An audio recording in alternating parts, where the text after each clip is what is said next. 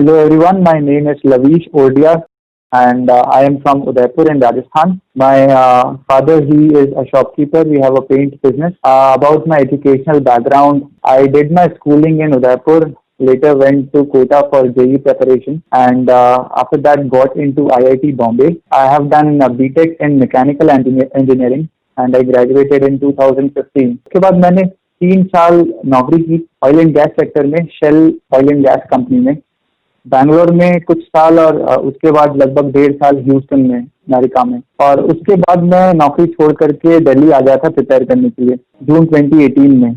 और 2019 में मेरा फर्स्ट अटेम्प्ट था सिविल सर्विसेज और इंडियन फॉरेस्ट सर्विसेज में। रैंक 18 आई है सिविल सर्विसेज एग्जाम में एंड रैंक 2 थी फॉरेस्ट सर्विसेज एग्जाम में। फर्स्ट अटेम्प्ट में क्रैक हुआ। इसका स्ट्रैटेजी आई वुड से काफी सारा लक भी था। हार्डवर्क मैंने देखा है काफी लोग कर रहे हैं एंड काफी ज्यादा नॉलेजेबल, काफी ज्यादा अच्छी प्रिपरेशन लोगों की है, तो डेफिनेटली काफी ज्यादा लक है।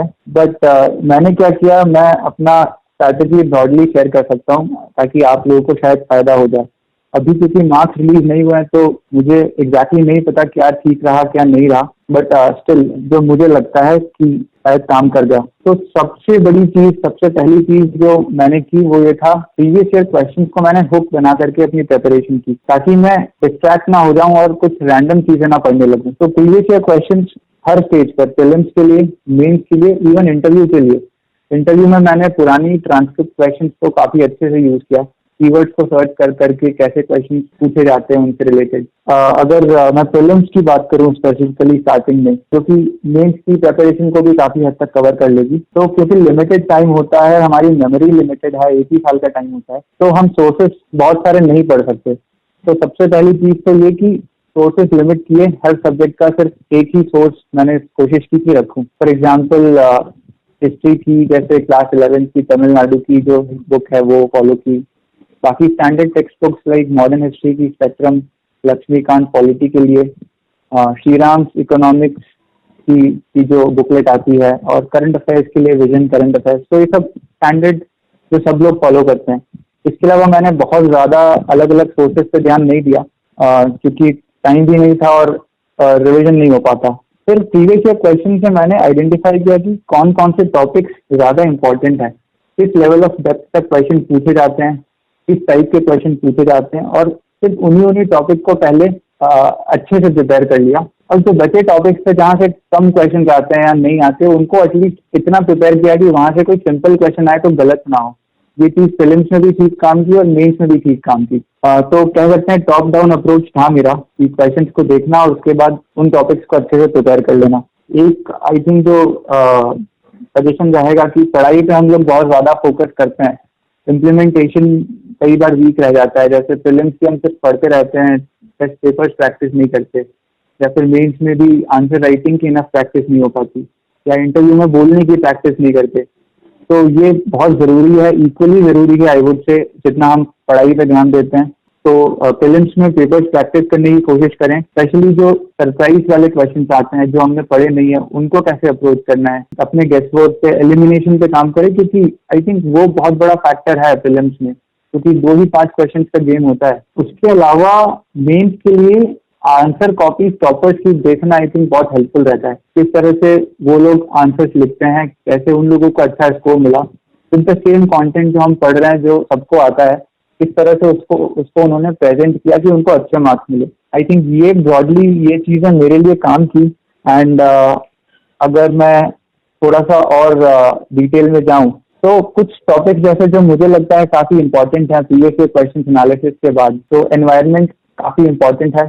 शंकर IAS मैंने सिर्फ पढ़ी थी और करंट अफेयर्स विजन के, उस पर अराउंड 20 to 25 क्वेश्चन प्रीलिम्स में हो जाते हैं और मेंस में भी काफ़ी हेल्पफुल है। पॉलिटी, इकोनॉमी, मॉडर्न हिस्ट्री, ये भी काफ़ी इंपॉर्टेंट है। तो ब्रॉडली अगर हम इन टॉपिक्स को अच्छे से कर लें, क्योंकि स्टैटिक भी हैं, सोर्सेज भी स्टैंडर्ड हैं, तो प्रीलिम्स में काफ़ी सारा हेल्प तो यहीं से हो जाता है। और वीक एरियाज को जैसे मैंने बोला कि हमको आइडेंटिफाई करके एटलीस्ट बेसिक प्रिपरेशन करनी है कि उनके सिंपल क्वेश्चन तो लो हैंगिंग फ्रूट से वो गलत ना हो जाए। कुछ टॉपिक्स जैसे जो कभी नहीं पूछे जाते मेंस में, जैसे सेकंड ARC हो गया, या फिर जैसे कंपैरिजन ऑफ कॉन्स्टिट्यूशन हो गया, तो वो टॉपिक्स मैंने काइंड ऑफ छोड़ दिए थे क्योंकि मेरे पास टाइम नहीं था।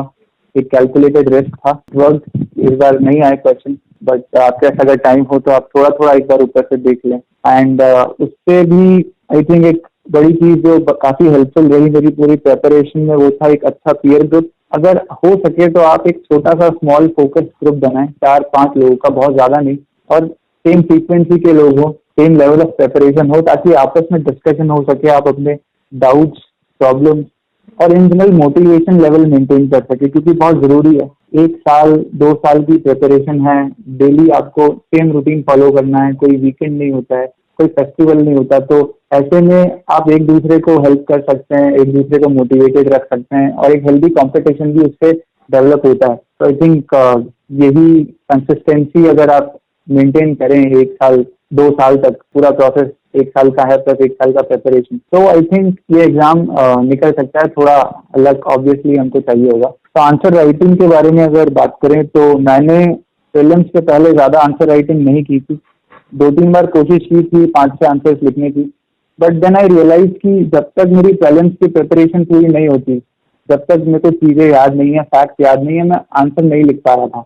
तो उसके बाद मैंने वो आइडिया गिव अप कर दिया और मैं प्रीलिम्स की प्रिपरेशन अच्छे से करने लगा, जो स्टैंडर्ड टेक्स्ट बुक से उनको और बार रिवाइज करना, ताकि मुझे कंटेंट और फैक्ट्स याद हो। और आंसर राइटिंग मैंने फिर प्रीलिम्स के बाद ही शुरू की। लगभग पूरी की पूरी मेरी प्रैक्टिस जो है, इम्प्रूवमेंट जो है, वो 2 या 3 महीने के दौरान हुआ है। मैंने जो किया वो ये था कि एक तो मैं डेली आंसर राइटिंग करता था। मैंने आईएएस बाबा का सीएलपी प्रोग्राम फॉलो किया था, तो वो कंसिस्टेंटली डेली के 5 question in a timed manner, timer लगा करके, स्टॉप वॉच मोबाइल में या वॉच में लगा करके, एंड मैं नोट करता था कि मैंने कितना टाइम एक्स्ट्रा लिया। कॉन्स्टेंटली कोशिश करता था इम्प्रूव करूं। उसके बाद ग्रुप में बैठ करके उसको डिस्कस करता था। फ्रेंड से आपको अच्छे अच्छे इनपुट्स मिल जाते हैं। कोई किसी क्वेश्चन में डायग्राम बनाता है, किसी के पास कोई अच्छा कंक्लूजन होता है, कोई अलग पॉइंट्स होते हैं जो आप अपने आंसर्स में ऐड कर सकते हैं, और इससे सबको हेल्प हो जाती है। इसके अलावा मैंने टेस्ट पेपर्स प्रैक्टिस किए, क्योंकि 5 क्वेश्चन एंड एक पूरा पेपर करने में डिफरेंस है। पूरे पेपर्स भी रेगुलरली मैं करता रहता था। मैंने टोटल अराउंड 15 to 20 टेस्ट दिए होंगे। एंड एक सबसे इम्पोर्टेंट चीज जो मैंने की, लास्ट में एक फोरम आईएएस का सिमुलेटर प्रोग्राम था। इवेल्युएट नहीं होती कॉपीज, मेंस एग्जाम के सिर्फ 10 दिन पहले वो होता है, वो जाकर के मैंने दिया। उसका इम्पोर्टेंस ये था कि असली मेंस एग्जाम में आपको 3 दिन तक लगातार एसए, जीएस 1, 2, 3, 4 देना होता है। एंड वो काफी टायरिंग प्रोसेस है, मेंटली, फिजिकली। सुबह और शाम आंसर्स लिख के हाथ दर्द हो जाते हैं। तो वो चीज जब मैंने फोरम के सिमुलेटर में की, तो I was mentally prepared for that. जब असली एग्जाम आया, प्रैक्टिस इज द की। बहुत ज्यादा पढ़ाई पे ध्यान नहीं दिया, मैंने बेसिक कंटेंट कवर किया, बट उसको अच्छे से पेपर पे लिख सकूं उस पर ज्यादा फोकस किया। कम पढ़ के सेम कंटेंट को अच्छे से प्रेजेंट करना, अच्छे से आंसर्स में लिख पाना, काम कर गया मेरे आंसर्स में। एंड मैंने कोचिंग ज्वाइन किया था, श्रीराम आईएएस। कोचिंग का आई थिंक बहुत ज्यादा रोल नहीं है। एग्जाम की जो नीड्स है और कोचिंग की जो पढ़ाई है, थोड़ी आई थिंक उतनी मैच नहीं होती। कोचिंग का फोकस रहता है पूरे सिलेबस को अच्छे से कवर करना, हर एक चीज को पढ़ाना। एंड एग्जाम में हम सब कुछ अच्छे से नहीं कर सकते। मेरा ज्यादा फोकस वही था कि मैं प्रीवियस ईयर क्वेश्चंस को ध्यान में रखते हुए सिलेक्टिवली जो मुझे ठीक लग रहा है मैं उसको ही ढंग से पढ़ूं, और बाकी चीजें बस ऊपर से बेसिक लेवल पे कर ली। तो यहाँ में एक जो मेरा ऑब्जर्वेशन है वो ये कि परफेक्शन पे हम लोग फोकस ना करें, आंसर राइटिंग हो या कोई भी टॉपिक जब पढ़ रहे हो, क्योंकि परफेक्शनिज्म है हम लोग सुनते हैं। हम लोग के पास लिमिटेड टाइम है, और एक टॉपिक पे बहुत ज्यादा फोकस करना आई थिंक टाइम का वेस्ट है। चीजों का एक हेलीकॉप्टर व्यू या एक बर्ड आई व्यू जो बोलते हैं, बिगर पर्सपेक्टिव लेके चलें, और हर टॉपिक को एवरेज कर लें। हम सब लोगों के कुछ स्ट्रेंथ ऑलरेडी होते हैं, किसी ना किसी टॉपिक में हम सब अच्छे होते हैं। जैसे मेरा इकोनॉमिक्स काफी ठीक था, बट कुछ वीक एरियाज होते हैं। जैसे मेरा हिस्ट्री, आर्ट एंड कल्चर काफी वीक था, तो उसमें मैंने कोशिश की कि एटलीस्ट मैं बेसिक क्वेश्चन, जो नॉर्मल क्वेश्चन सबको आते हैं, वो अटेम्प्ट कर पाऊँ, वो गलत ना करूँ। इसके अलावा जैसे जो रैंडम क्वेश्चन फिल्म्स में हम देखते हैं आ जाते हैं कहीं से भी, उन क्वेश्चन को लेकर ना मैं वरीड था, ना मैंने ज्यादा फाइट मारी, क्योंकि वो क्वेश्चन आई थिंक किसी से नहीं होते, और उसके लिए जो कॉस्ट बेनिफिट एनालिसिस है आई थिंक वो इट्स नॉट फेवरेबल। तो उसको आप छोड़ सकते हैं, देयर इज नो शेम। कोई शर्म की बात नहीं है कि हमको नहीं आते। हमारे पास फिल्म्स में टारगेट होता है अराउंड 120 मार्क्स का, एक डिसेंट मार्जिन होता है उसमें। तो हमारे पास स्कोप है कि हम 20 से 30 क्वेश्चन छोड़ दें या गलत कर दें। उसको हम अगर लेकर के चलेंगे तो हमारी preparation I think total score को मैक्सिमाइज करने की रहेगी, ना कि हर क्वेश्चन को अच्छे से परफेक्ट लिखने की रहेगी। वो मेंस के लिए भी ट्रू है, फिल्म्स के लिए भी ट्रू है।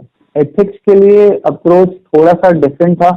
एथिक्स में मैंने प्रीवियस ईयर टॉपर्स की कॉपीज को देख करके ज्यादा प्रैक्टिस की, उनके आंसर राइटिंग स्ट्रक्चर को देखा, उनके एग्जाम्पल्स को डायरेक्टली यूज किया, जो कोट्स वो लोग लिखते थे डायरेक्टली यूज किया। एथिक्स का सिलेबस जो ऑन पेपर है वो काफी वास्ट है, काफी सारा थियोरेटिकल पार्ट भी है उसके अंदर, जो कि हम अगर पढ़ने बैठे तो शायद काफी टाइम ले लेगा और उसका कोई एप्लीकेशन नहीं है। क्वेश्चंस काफी ज्यादा अप्लाइड नेचर के आते हैं, जो कि इवन हम अपनी बेसिक अंडरस्टैंडिंग से आंसर कर सकते हैं। तो उसमें मेरा मेन फोकस आंसर राइटिंग पर ही था। मैंने बेसिक चीजों की नोट्स बना लिए थे प्रीवियस ईयर क्वेश्चन को देख करके, अगेन जैसे कुछ वैल्यूज की डेफिनेशन और उनके एग्जाम्पल, कुछ बेसिक चीजें जैसे difference between ethics and morality, difference between public and private ethics, और ये जो स्टैंडर्ड टॉपिक्स हैं प्रीवियस ईयर क्वेश्चंस में, उनको देख करके छोटे छोटे नोट्स बनाए थे। पर ज्यादा फोकस आंसर राइटिंग पे किया। केस स्टडी के लिए भी सेम चीज मैंने की। जी, मेरे ख्याल से इस एग्जाम में कोचिंग की बहुत ज्यादा जरूरत है भी नहीं, एंड आजकल जितने ऑनलाइन रिसोर्सेज अवेलेबल हैं, मोर देन एक्सेस है। शायद अब तो फिल्टर करना पड़ता है कि क्या देखे क्या ना देखे।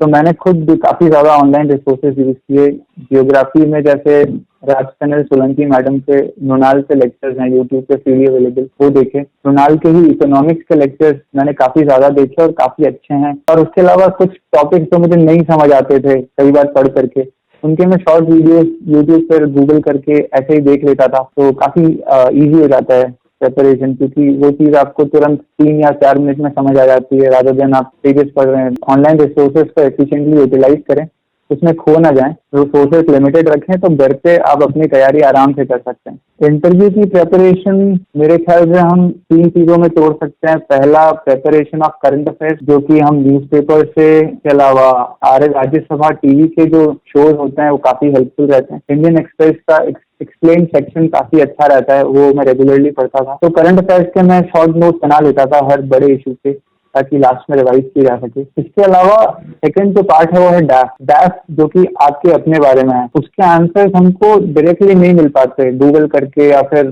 किसी को पूछ करके। उसके बारे में थोड़ा सोचना पड़ता है, लोगों से डिस्कशन करना पड़ता है। जैसे छोटी से छोटी चीज, जैसे आपके नाम का मतलब हो गया, आपने अपने पिछले जॉब में क्या चैलेंजेस फेस किए, इनका आंसर शायद हमारे अंदर से निकल के आता है। तो इनके बारे में बस रेगुलरली सोचते रहिए, आपको आंसर मिलते जाएंगे। लोगों से डिस्कस करना भी ठीक रहता है, जैसे आपके स्ट्रेंथ क्या है, वीकनेसेस क्या है, वो शायद आपसे अच्छी तरह से ज्यादा लोग जानते हैं आपके बारे में। एंड थर्ड पार्ट है बोलने की प्रैक्टिस करना, एक कॉन्फिडेंट वे में। जो व्यूज हैं, जो आप जो कहना चाहते हैं, वो सेकंड पर्सन को या किसी और को कन्वे कर पाना एक फ्लुइड तरीके से। इसलिए आई थिंक प्रैक्टिस जरूरी है। मॉक इंटरव्यूज काफी हेल्पफुल रहते हैं। अपनी खुद की आवाज रिकॉर्ड करना, उससे भी अच्छा अगर कोई पीयर ग्रुप हो जहाँ पे लोग डिस्कस करके एक दूसरे को फीडबैक दे सके, एक दूसरे से क्वेश्चन पूछ करके। इसके अलावा जो प्रीवियस ईयर क्वेश्चन वाली मैंने बात बोली थी कि मैं जो यूज करता हूँ, इसमें भी मैंने एक्सटेंसिवली किया। कॉम्पाइलेशन अवेलेबल है प्रीवियस ट्रांसक्रिप्ट के, तो उसमें मैं कीवर्ड सर्च कर लेता था अपने डाक के। For example